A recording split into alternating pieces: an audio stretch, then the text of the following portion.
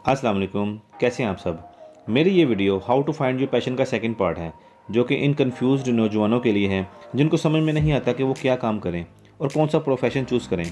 जैसा कि मैंने पार्ट 1 में बताया था कि जिस काम में आप बेस्ट हैं वो काम चूज़ करें, तो फिर मुश्किल क्या है, जहाँ पर आकर कुछ नौजवान कन्फ्यूज़ हो जाते हैं। आइए देखते हैं। लेकिन अगर आपने इससे पहले मेरे चैनल को सब्सक्राइब नहीं किया तो इसे सब्सक्राइब करके बेल आइकन पर ज़रूर क्लिक करें। तो सबसे पहली प्रॉब्लम यह है कि हम अपने अंदर अच्छे से देखते नहीं हैं कि हमारे अंदर कितनी काबिलियत है और हम क्या चाहते हैं।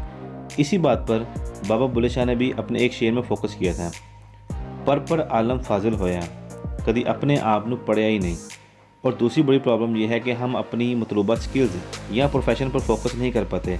कामयाबी के लिए ज़रूरी है कि हम किसी एक काम पर फोकस करें और अपनी मतलूबा फील्ड में एक्सपर्ट बने। डॉक्टर कदीर खान, वसीम अकरम और हिशाम सरवर की मिसाल आपके सामने है।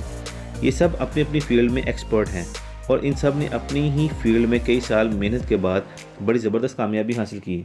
ये वो लोग थे जिन्होंने अपना आप सब कुछ अपने पैशन पर लगा दिया और पीछे नहीं हटे, मुसलसल फाइट करते रहे।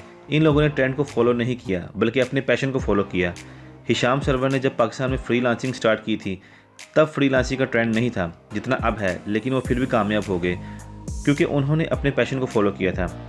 मिसाल के तौर पर अगर आपको बाज़ार से शैम्पू लेकर आना है तो आप सिर्फ इसी दुकान पर जाकर बिना टाइम वेस्ट किए वापस आ जाओगे।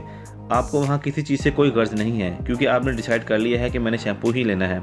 इसी तरह ये दुनिया भी एक बाज़ार है, इसमें से जो कुछ भी आपको चाहिए आपको खुद ही डिसाइड और फोकस करना पड़ेगा।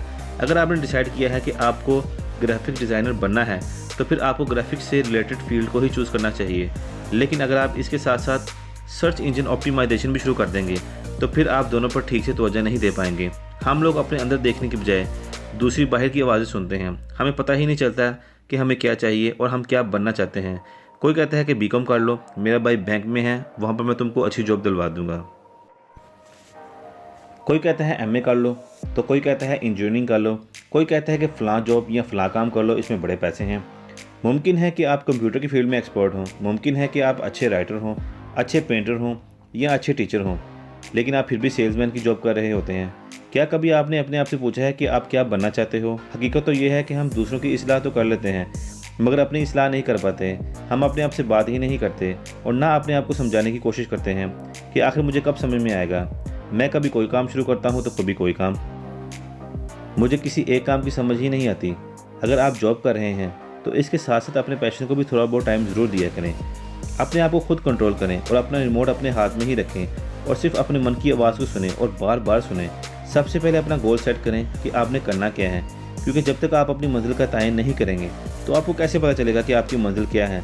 जब आपकी मंजिल ही नहीं होगी तो फिर आप कभी सेल्समैन की जॉब में भटकोगे तो कभी ऑफिस जॉब में। सारी ज़िंदगी आपको समझ में नहीं आएगा कि आपने काम क्यों हुए। फिर आखिर में थक हार कर सारा इल्ज़ाम किस्मत पर लगा दोगे कि मेरी तो किस्मत ही ख़राब थी।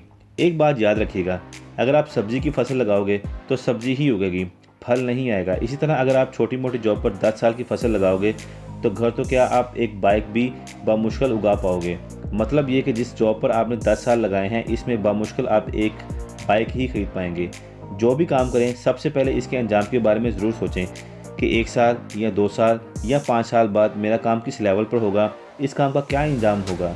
जो भी काम करें दिल से करें और सोच समझ कर करें, इंशाल्लाह आपको कामयाबी ज़रूर मिलेगी। अगर आपको मेरी ये वीडियो पसंद आई हो तो काइंडली इसे ज़रूर लाइक करें, शेयर करें और मेरे चैनल को सब्सक्राइब करें। अल्लाह हाफिज़।